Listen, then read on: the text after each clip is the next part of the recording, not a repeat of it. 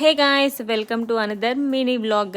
నేను ఊరైతే వచ్చానని చెప్పాను కదా, ఊరు వచ్చిన నెక్స్ట్ డే అనమాట ఇది.